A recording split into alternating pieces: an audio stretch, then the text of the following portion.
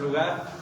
Gracias a Dios por esta misma fe. Y bueno, vamos ahora a permitir que los niños pasen, todos los niños pasen a su clase.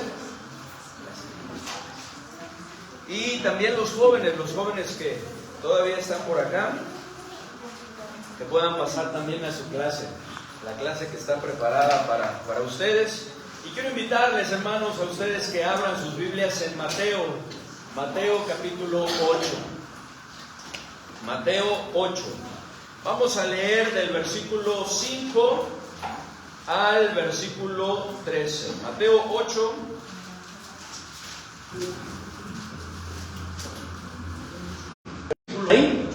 ¿Sí? Mateo 8. Vamos a leer, hermanos, juntos. Vamos a leer esta porción juntos, juntos las comas, y poder ir de manera pausada todos, ¿verdad? En orden del versículo 5 al versículo 13. ¿Qué dice, hermanos?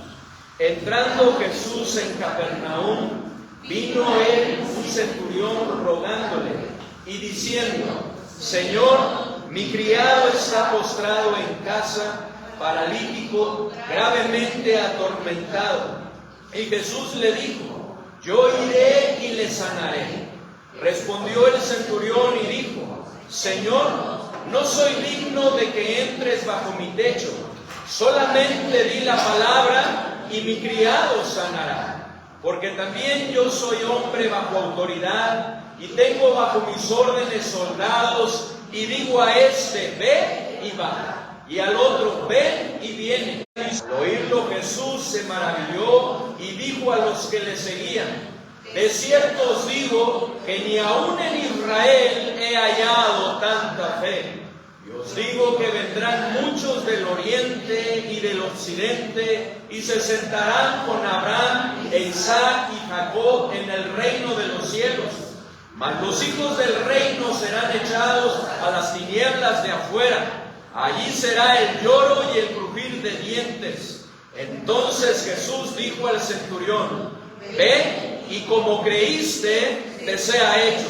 Y su criado fue sanado en aquella misma hora. Oremos, hermanos. Padre bendito, gracias, Señor, te damos por este tiempo. Señor, queremos pedirte, por favor, que tú abras nuestro entendimiento, que tú nos permitas ver, Señor, lo que tienes preparado para nosotros.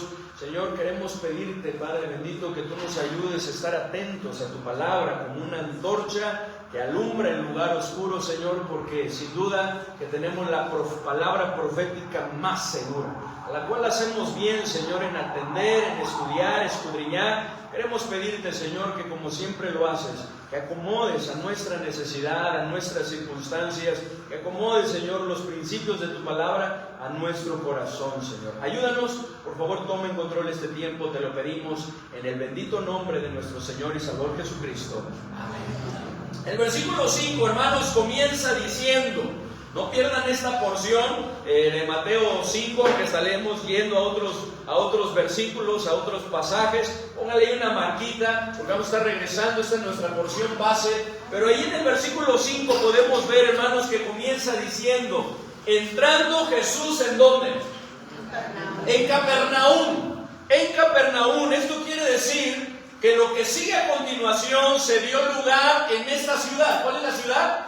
Capernaum, una ciudad en donde Cristo se estableció, en donde Cristo vivió y estuvo desde ahí desarrollando su ministerio, ¿verdad? Se movía, se iba. Miren lo que dice el versículo 13 y el versículo 17. 4:12. Dice la palabra de nuestro Señor: cuando Jesús oyó que Juan estaba preso, volvió a Galilea. ¿Qué dice el 13? Y dejando a Nazaret, vino y habitó en Capernaum, ciudad marítima, en la región de Zabulón y de Neftalí. Luego dice en el versículo 17: desde entonces comenzó Jesús a predicar y a decir: arrepentíos, porque el reino de los cielos se ha acercado. Comenzó su ministerio, pero habitó en esta ciudad. De hecho, ahí a continuación podemos ver que en una de estas costas de esta ciudad es en donde tuvo un encuentro con Pedro. con Andrés su hermano. Y después podemos ver también que lo tuvo con Jacobo y con Juan, que eran pescadores, y los llama a seguirle. Los llama a ser pescadores de hombres. Esta era una ciudad, hermanos, muy importante. Era una ciudad también en donde se encontró a Mateo, un recaudador de impuestos, el cual también lo llama para que le siguieran. Y podemos ver, ¿verdad?, la misma disposición. Como veíamos ahí cuando antes de terminar el año, ¿verdad?, hay cosas que debemos llevar, traer este año, hay cosas que no debemos traer, ¿verdad? Y una de las cosas que debemos traer es la disposición de estos hombres. Porque dejando todo, ¿verdad?, le siguieron a nuestro Señor, hermanos. Así que Capernaum fue una ciudad muy importante durante el ministerio de Jesús. Tanto es así que se llegó a reconocer como su ciudad, como su casa. Miren lo que dice Mateo 9, ahí enseguidita de Mateo 8, donde estamos en la porción base. Mateo 9, en el versículo 1 dice: entonces, entrando Jesús en la barca, pasó al otro lado y vino ¿a dónde? A su ciudad, hablando de Capernaum. Y luego Marcos 2, vamos por favor a Marcos capítulo 2, Marcos 2, versículo 1, dice también de la misma manera: entró Jesús otra vez en Capernaum después de algunos días y se halló que estaba ¿en dónde? En casa. Que había llegado a casa. Se oyó que Jesús estaba ahí en Capernaum, que estaba en casa, en su ciudad. Capernaum, hermanos, fue también una ciudad en donde Cristo hizo muchos milagros. A diferencia de Nazaret, en donde el Señor no, ¿verdad?, de su incredulidad. Dice Mateo capítulo 13, versículo 58, y no hizo allí de la incredulidad de ellos. No pudo hacer, porque podemos ver, hermano, una de las cosas que Él requiere de nosotros para poder actuar, para poder obrar, es nuestra confianza en el Señor, nuestra credulidad, no nuestra incredulidad. Hermanos, podemos ver que fue otra cosa. Fue una ciudad en donde se hicieron muchos milagros, y en esta ciudad es que se nos dice ahí en el versículo 5 que vino a Él, ¿quién? ¿A quién vino a Jesús? Ahí en el versículo 5. Un centurión. ¿Y quién era un centurión, hermanos? ¿Alguien quiere participar? ¿Quién era un centurión? ¿Era Aisaco? ¿Era un soldado, hermana Lupita? Sí, que era un comandante de 100 soldados. Así es. Un centurión estaba al frente de 100 soldados. Comandaba una centuria, ¿verdad? Es decir, una unidad de aproximadamente. Solo dirigía. Este centurión también les asignaba tareas y los disciplinaba, porque esa era la responsabilidad de un centurión. Así que un hombre como este vino a Jesús. Pero ahora, ¿cómo vino a Jesús? Dice en el versículo 5, ¿cómo vino?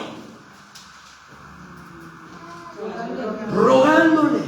Dice nuevamente, ayúdenme a leer el versículo 5, leámoslo todo, ¿qué dice? Entrando Jesús en Capernaum, vino a él un centurión rogándole, algo que es digno de resaltar porque manifiesta la humildad de este hombre militar, de este hombre que estaba en el ejército de Roma, que comandaba a 100 más o menos soldados, quien aun cuando estaba acostumbrado a mandar, aun cuando estaba acostumbrado a que se le obedeciese, aun cuando estaba acostumbrado a estar al frente, no fue a Jesús exigiéndole, no fue a Jesús mandándole, sino fue como rogándole, fue suplicándole que le hiciese un favor.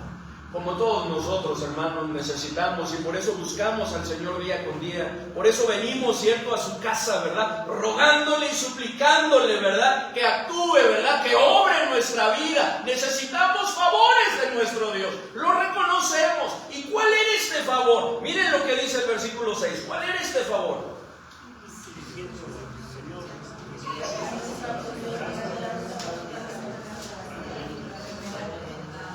¿Cuál era este favor de acuerdo a este versículo?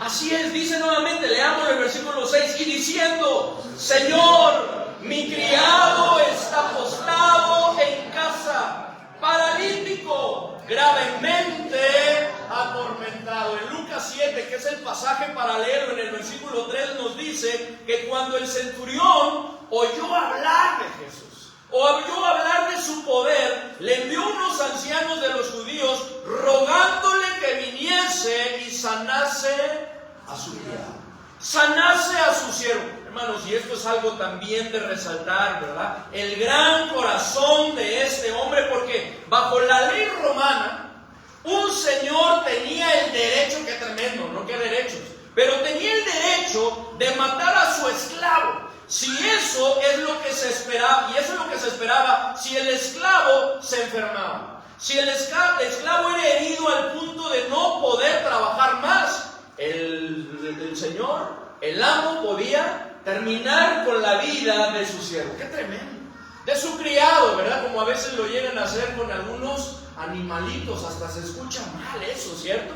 Pero a veces se llega a hacer, ¿verdad? Pero ellos lo hacían con crueldad, ya no me sirves, ¿verdad? Entonces te voy a dar muerte. ¡Qué tremendo! Sin embargo, ese centurión, ¿verdad? Este centurión era un hombre compasivo, era un hombre humilde, porque no fue a suplicar por él mismo.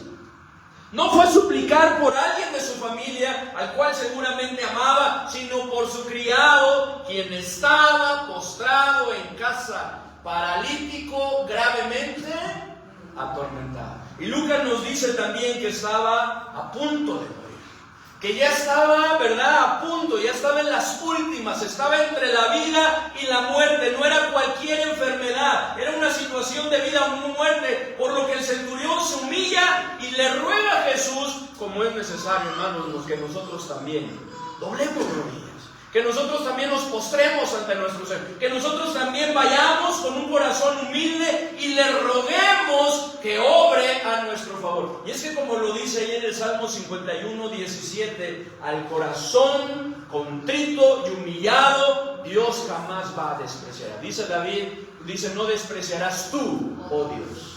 Dice, no quieres sacrificios, que yo lo daría. Dice, más al corazón contrito y humillado no despreciarás tú, oh Dios. Así que ante esto, hermanos, podemos ver que ¿qué hace nuestro Señor? Miren lo que dice ahí en el versículo 7. ¿Qué es lo que hace nuestro Señor? Dice, Jesús le dijo, yo iré.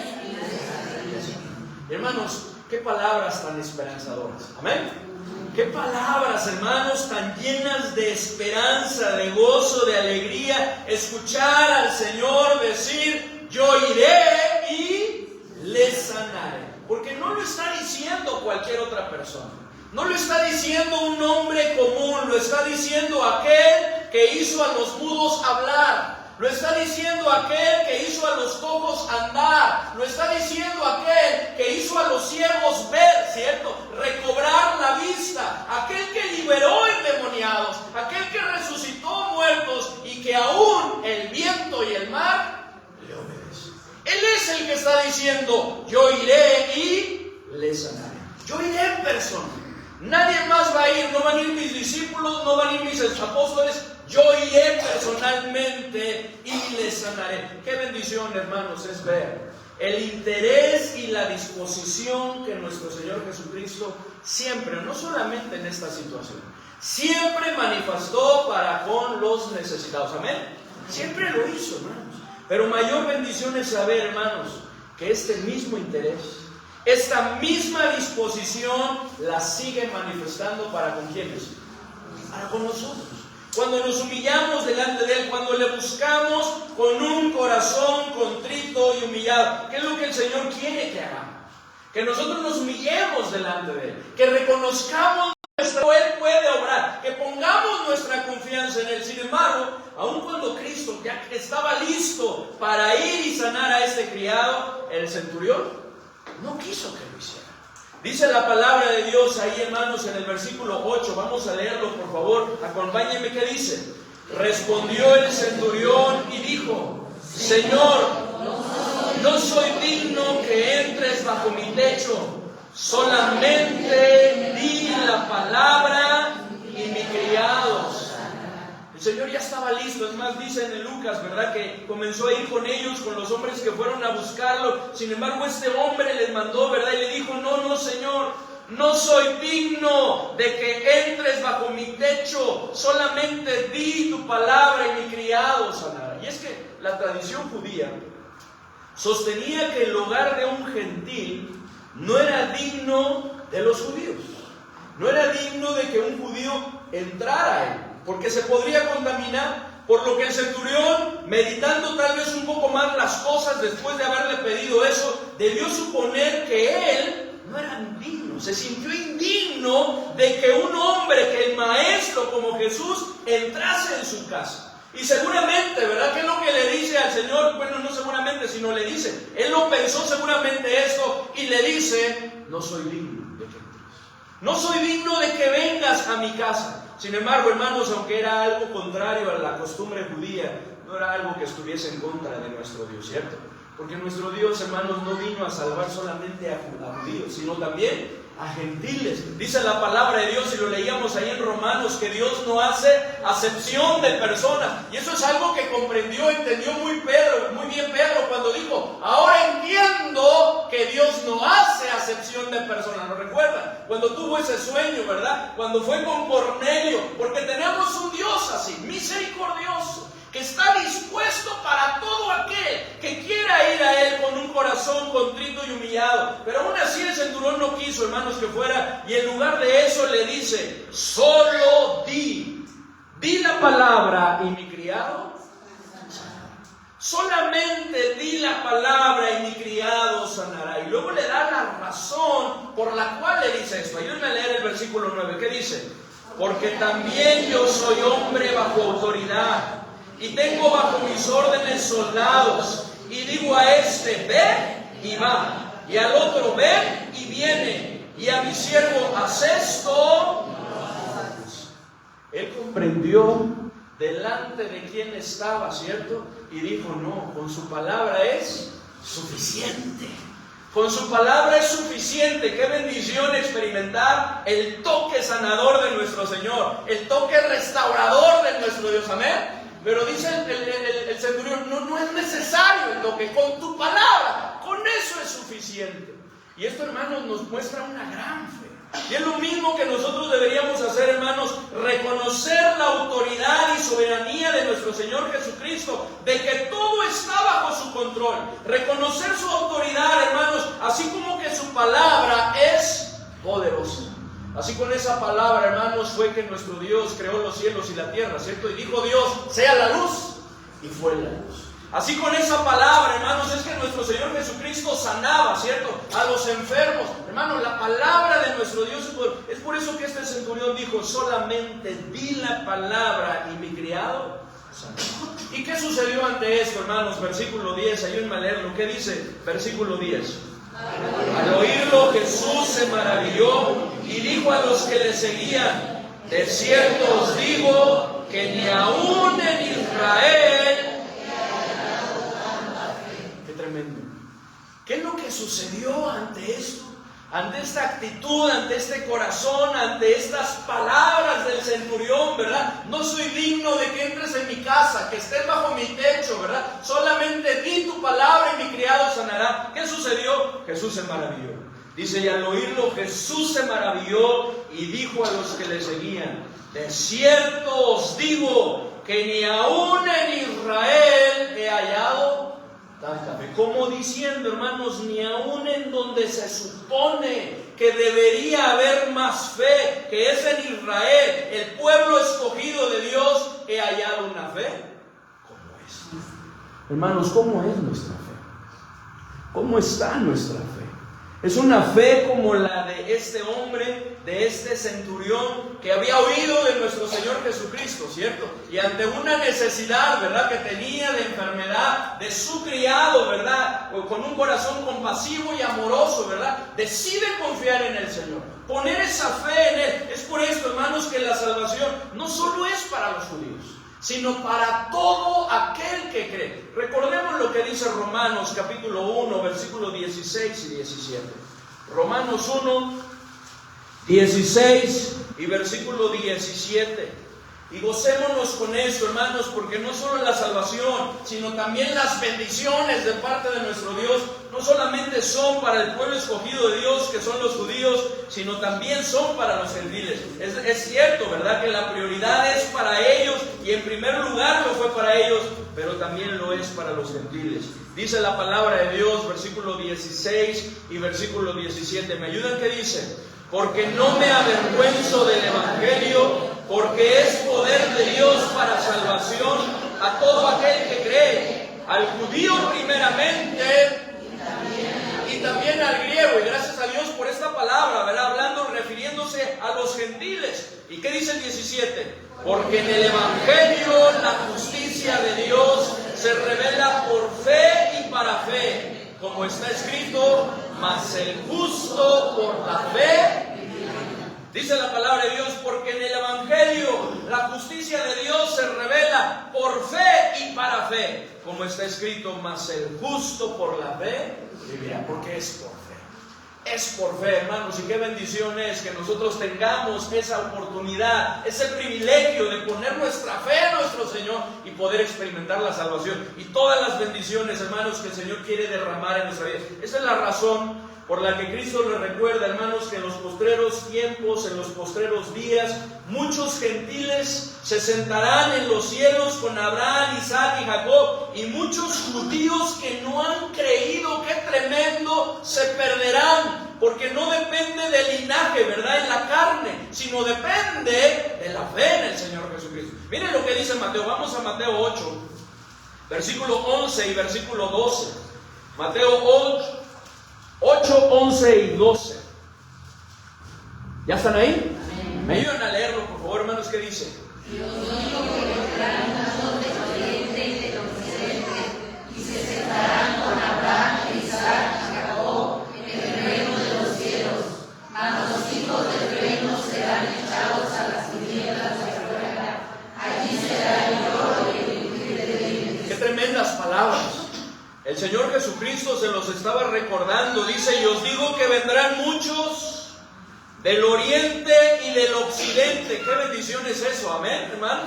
En la presencia de Dios, en el cielo, en la eternidad, muchas personas estarán ahí. Gracias a Dios, si hemos puesto nuestra fe en Cristo, nosotros también estaremos ahí. Dice, muchos del oriente y del occidente, ¿verdad?, vendrán y se sentarán con Abraham e Isaac y Jacob en el reino de los cielos, mas los hijos del reino serán echados a las tinieblas de afuera. Allí será el lloro y el crujir de dientes. ¿Por qué? Porque no pondrán su fe en el Señor. Y qué tremendo es como el pueblo judío, muchos judíos han rechazado al Mesías, ¿cierto? Aún lo siguen esperando. Aún siguen esperando la venida del Mesías cuando el Mesías ya vino, ¿verdad? Y que no lo reconocen y no ponen su fe en Él. Qué tremendo será en Él esto, hermanos. Es por eso que nosotros necesitamos predicar el Evangelio, necesitamos afianzar nuestra fe en Él, así como lo hizo este hombre. Porque, hermanos, este hombre centurión puso su fe en el Señor Jesucristo, creyó, de manera que Cristo le dice lo siguiente en el versículo 13. Me ayudan a leer lo que dice. Entonces Jesús dijo al centurión, ve y como creíste, te sea hecho. Y su criado fue sanado en aquel momento. Ve y como creíste, ya que creíste, te sea hecho. Y su criado fue sanado en aquel mismo. Eso nos lleva, hermanos, a evaluar nuestra fe. Esto nos muestra que el problema no es el poder de Dios. El problema no está en nuestro Señor. El problema no está en las circunstancias. El problema muchas veces es nuestra fe. Porque muchas veces dudamos, ¿cierto? Muchas veces nuestra fe flaquea. Muchas veces tambaleamos. Miren lo que dice en Santiago capítulo 1 versículos 6 y 7. Es necesario que pidamos, pero que pidamos con fe, confiando en el Señor, no dudando, porque cuando dudamos, hermanos, es cuando entonces no recibimos nada del Señor. Miren Santiago capítulo 1 versículo 6 y versículo 7. Santiago 1 6 y 7, está hablando acerca de la fe, pero esto se aplica para todos, ¿cierto? Dice en el versículo 5, y si alguno de vosotros tiene falta de sabiduría, pídala a Dios, el cual da a todos abundantemente y sin reproche, y le será dado. Porque Dios no nos da por medida, Dios nos da manos llenas, ¿cierto? Cuando nosotros le pedimos, ¿verdad? Él nos da en abundancia, nos da más de lo que nosotros le pedimos y muchas veces necesitamos. Pero luego dice en el versículo 6 y 7, ayúdenme a leerlo, ¿qué dice? Pero pida con fe, no dudando nada, porque el que duda es semejante a la onda del mar, que es arrastrada por el viento y echada de una parte a otra. No piense pues quien tal haga que recibirá cosa alguna del Señor. Permítanme leerlo nuevamente y ustedes me siguen con su vista. Dice: pero pida con fe, no dudando nada, porque el que duda es semejante a la onda del mar, que es arrastrada por el viento y echada de una parte a otra. No piense pues quien tal haga, que haga ¿qué? Que dude, ¿verdad? Que desconfíe, ¿verdad? Que recibirá cosa alguna del Señor. ¿Qué es lo que nuestro Dios requiere? ¿Qué es lo que nuestro Señor requiere de nosotros? Requiere fe, hermano. Que nosotros confiemos en nuestro Señor, hermanos, porque por lo que la respuesta de Dios depende básicamente de dos cosas. Una, hermanos, aparte de la fe, es de su voluntad. Porque si no es la voluntad de nuestro Dios, hermanos, no ha de ser, ¿cierto? Dice la palabra de Dios también aquí en Santiago capítulo 4. Si el Señor quiere, viviremos y haremos esto o aquello. Nuestra vida está en las manos de nuestro Dios. Dependemos de su voluntad. La voluntad de Dios es lo que se llevará a cabo. Es por eso, hermanos, que la respuesta de nuestro Dios depende básicamente de eso, de la voluntad de nuestro Dios. Es necesario que nosotros pidamos conforme a su voluntad. Y por supuesto que la voluntad de Dios, hermanos, es nuestro bien. Amén. Esa es la voluntad de nuestro Dios. Pero Él tiene planes y propósitos. Es por eso que dice también ahí en Primera de Juan, capítulo 4, versículo 15, dice, pero si algún, dice, esta es la confianza que tenemos en el 2.15, no, 4.15, esta es la confianza que tenemos en Él, que si pedimos alguna cosa conforme a su voluntad, Él nos oye. Y si sabemos que Él nos oye, sabemos que tenemos las peticiones que le hayamos hecho. Hermanos, qué bendición es, hermanos, saber que cuando nosotros oramos y pedimos de acuerdo a la voluntad de nuestro Dios, nosotros tenemos garantizada su respuesta, su obra, que Él va a obrar a nuestro favor, cuando en su tiempo y en su momento, pero Dios lo va a hacer. Pero también, hermanos, la respuesta de nuestro Dios depende, en segundo lugar, como lo estamos viendo, de nuestra fe. De nuestra fe, hermanos, porque muchas veces, si es la voluntad de nuestro Dios, está dentro de sus planes hacerlo, llevarlo a cabo, pero nuestra falta de fe muchas veces lo detiene. Como vemos ahí en Mateo capítulo 13, que yo se lo citaba, pero quiero invitarles a que vayamos. Mateo 13, versículo 58. Qué bendición se perdieron los de Nazaret, ¿cierto?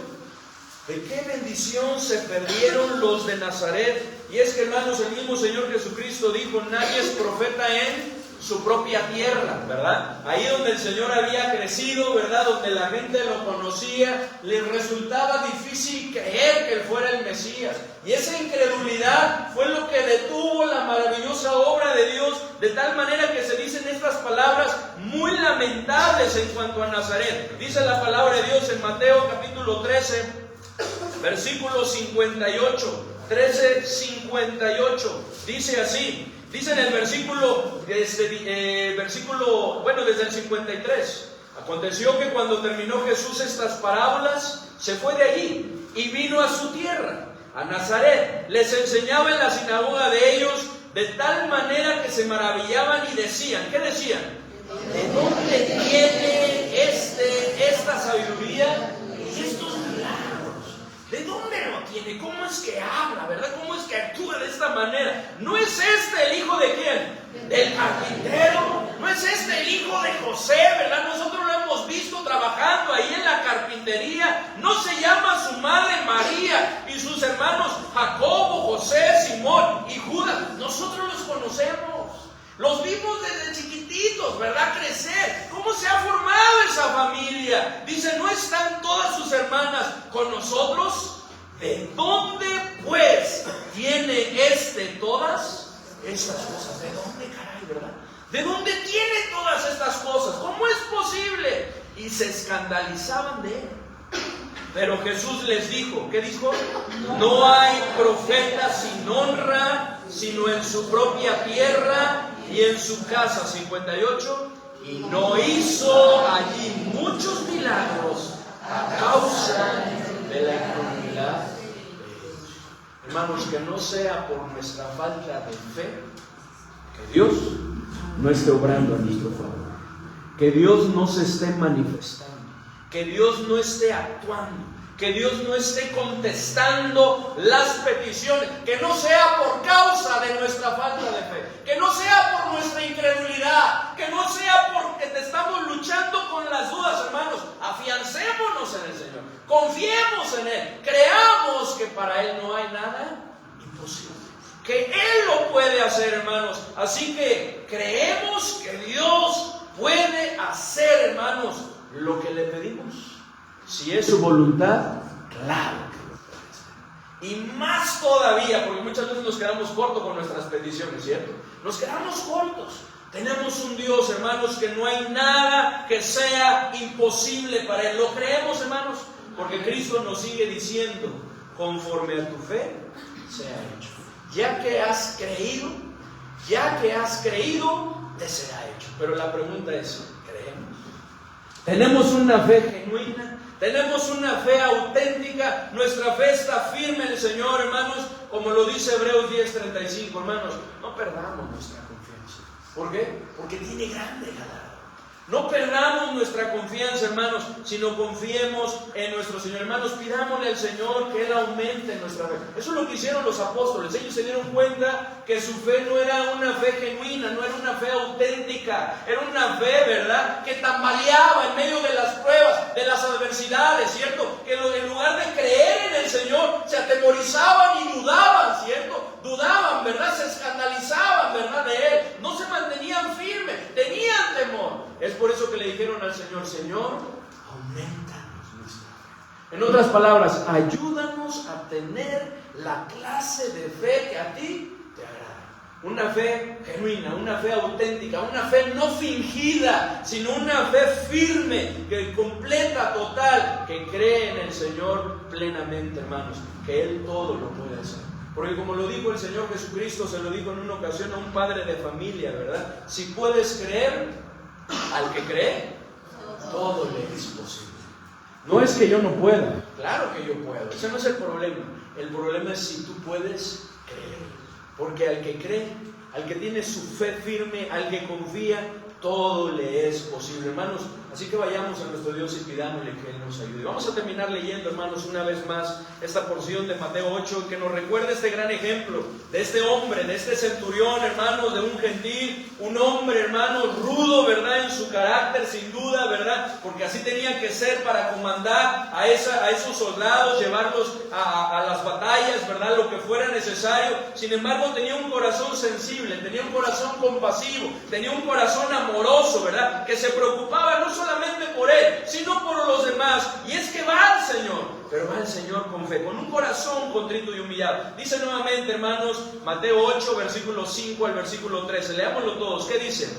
Entrando Jesús en Capernaum, vino a él un centurión rogándole y diciendo, Señor, mi criado está postrado en casa, paralítico, gravemente atormentado. Y Jesús le dijo, yo iré y le sanaré. Respondiendo el centurión y dijo, Señor, no soy digno de que entres bajo mi techo, solamente di la palabra y mi criado sanará. Porque también yo soy hombre bajo autoridad y tengo bajo mis órdenes soldados, y digo a este, ve y va, y al otro, ve y viene, y a mi siervo, haz esto y lo hace.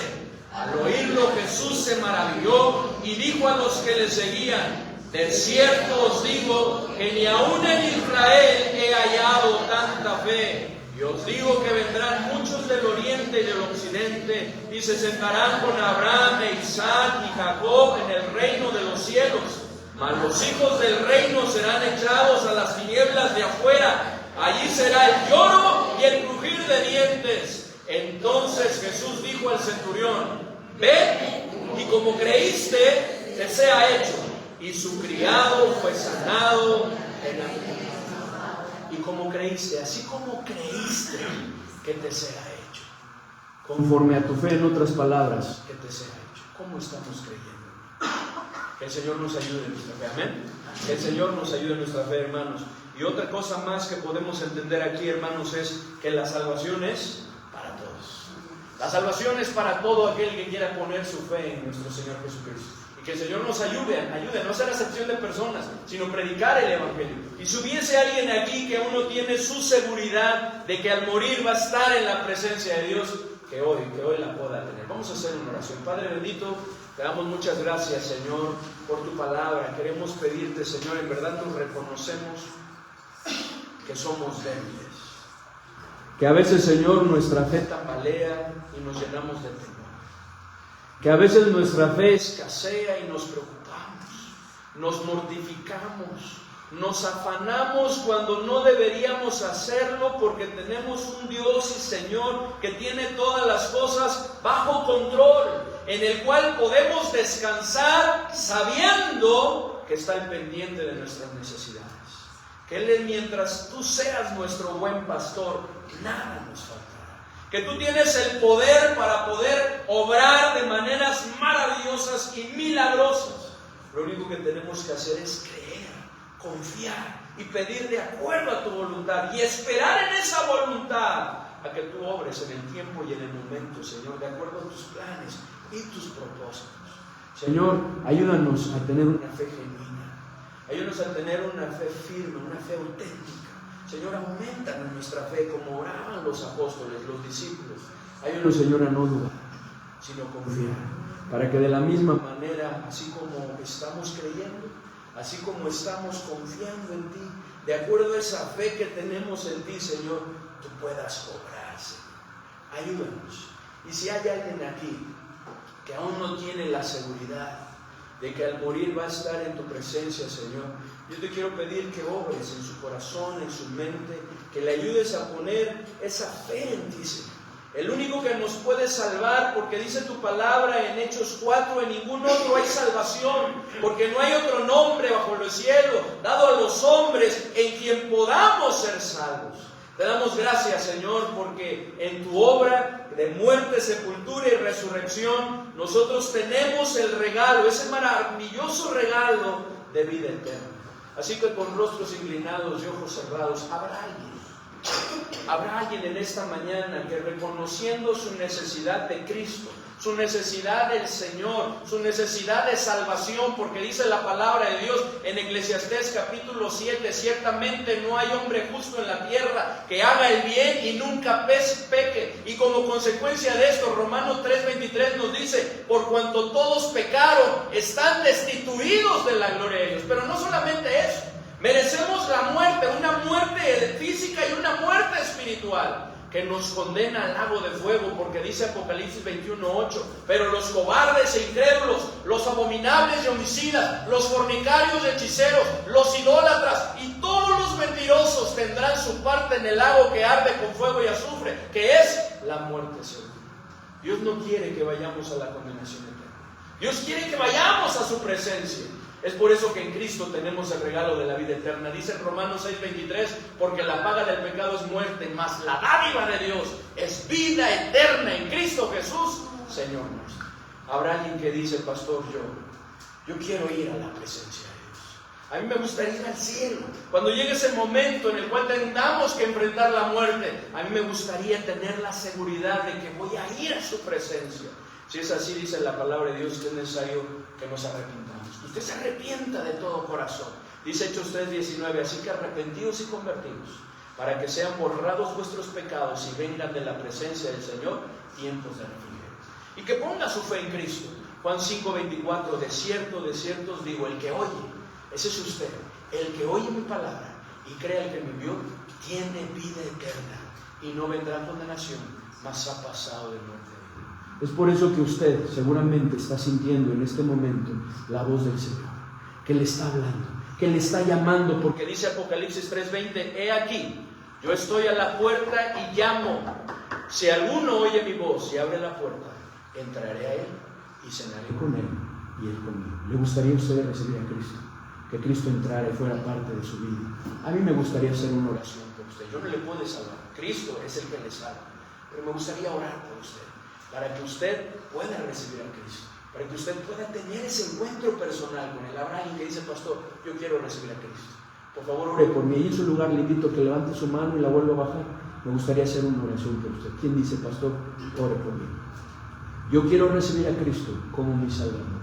Gracias a Dios. Una mano se ha levantado. Habrá alguien más que dice, pastor, ore por mí. Yo no tengo esa seguridad, pero me gustaría tenerla. Gracias a Dios. Puedes bajar tu mano. Habrá alguien más que dice, pastor, ore por mí. Yo quiero, reconozco que tengo la necesidad de Cristo. Por favor, ore por mí. Yo quiero recibir a Cristo como mi Salvador. ¿Habrá alguien más que le gustaría recibir a Cristo? Que le conoce su necesidad. Este es el momento, esta es la oportunidad. Nadie tiene la vida comprada. Yo no le quiero presionar, solamente quiero extender la oportunidad. ¿Habrá alguien más que dice, pastor, ore por mí? Yo quiero recibir a Cristo. Quiero que Él entre y me dé el regalo de la vida eterna. Me salve. ¿Habrá alguien más que lo quiera hacer? Si es así, ahí en su lugar, levante su mano y le vuelve a bajar. ¿Habrá alguien más que dice, pastor, ore por mí? Si usted ya lo ha hecho, gloria a Dios. Pero si usted no lo ha hecho, esta es la oportunidad. Yo quiero recibir a Cristo. ¿Habrá alguien más que dice, pastor, ore por mí? Gracias, Padre bendito, te damos por lo que tú has hecho. Gracias, Señor, te damos por la gran bendición que tenemos en nuestro Señor Jesucristo. La salvación, la vida eterna, todo lo que lo acompaña, todo lo que comprende y cada una de esas bendiciones. Gracias, Señor, por tu oído atento a nuestras oraciones, ese corazón dispuesto no solamente a atendernos, escucharnos, sino obrar, actuar a nuestro favor. Ayúdanos, Señor, a poder tener esa fe. Esa fe, Señor, que a ti te agrada. Ayúdanos a confiar en ti, Señor. Ayúdanos a orar, a pedir con fe. Ayúdanos a andar, a caminar, Señor, en esa fe. Ayúdanos, Señor, como dice tu palabra, a vivir por la fe, Señor. Te lo pedimos, te lo rogamos, te lo suplicamos. En el bendito nombre de nuestro Señor y Salvador Jesucristo. Amén. Amén. Bien, hermanos, vamos a entonar un canto y precisamente ese canto nos habla de confiar en nuestro Señor. He de confiar en Jesús. Vamos a entonar, hermanos, este canto. Gracias, Dani, ahí por ayudarnos. Puestos en pie, hermanos. He de confiar en Jesús.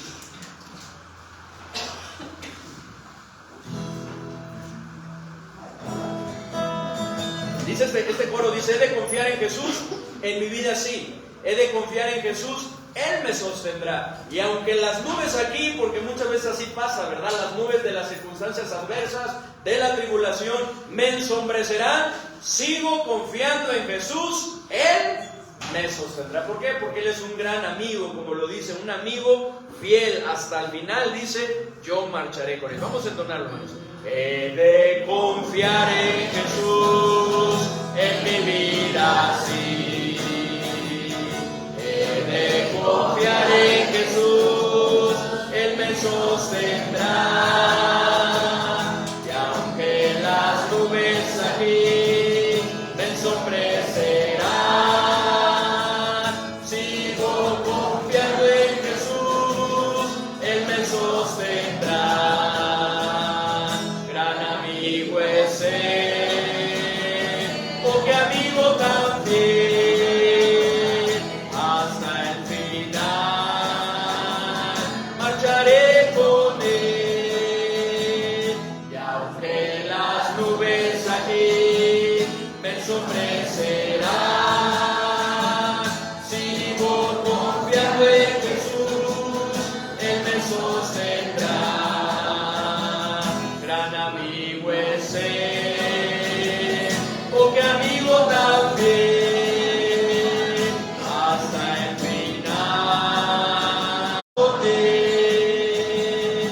Y aunque las nubes aquí me ensombrecerán, sigo confiando en Jesús, Él me sostendrá. Sigo confiando en Jesús, Él me sostendrá. Amén, hermanos, pueden tomar su lugar. Y bueno, pues vamos a... Y nosotros vamos a continuar.